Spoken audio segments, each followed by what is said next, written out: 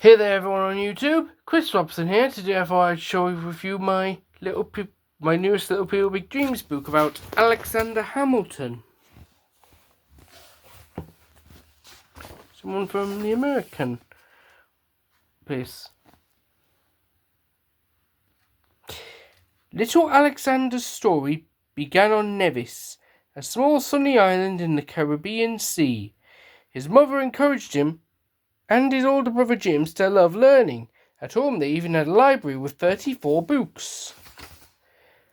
Nothing made Alexander happier than reading and writing stories. He was a smart and curious boy. But when his father left, the family was forced to move to another island and open a small shop where they all had to work. 2 years later, while Alexander was helping with papers and letters in an office, he and his mother became very sick, and sadly she passed away, leaving the two brothers alone, and from then on they lived apart with different relatives.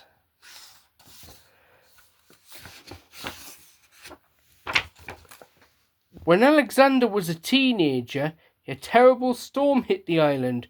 He wrote a powerful letter about it and a newspaper printed it. People were so moved by his words that they raised money to send him to America for a great education. New York was bursting with energy when he arrived.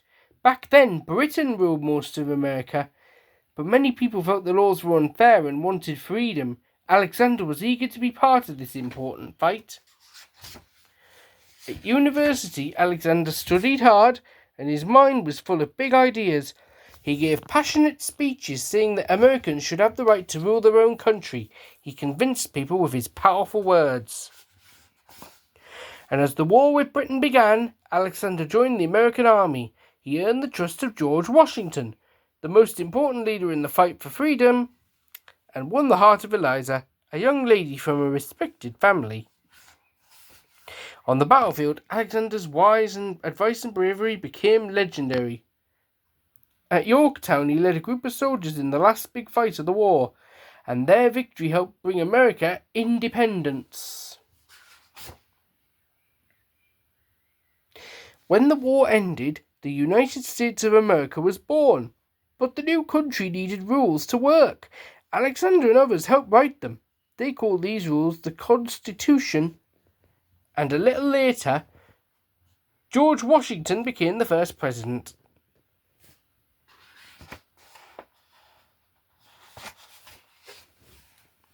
Alexander was given a job in the new government, looking after the money. He opened the first bank of the United States, which was like a giant piggy bank that held the country's money and gave loans to people. It made the new country grow strong. But his outspoken personality and strong beliefs made him enemies. One misty morning, a man called Aaron Burr challenged Alexander to a duel. This was a dangerous fight with guns where they could be badly hurt.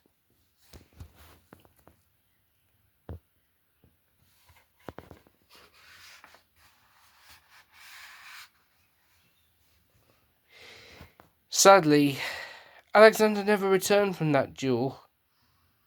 Eliza was heartbroken, but she continued to honour his memory. She helped to create an orphanage for children who had lost their parents, just like Alexander had. And little Alexander's life was a grand adventure, taking him from a small island to the heart of a new nation. And as one of the founding fathers, he showed how one person can help shape the future of a whole country.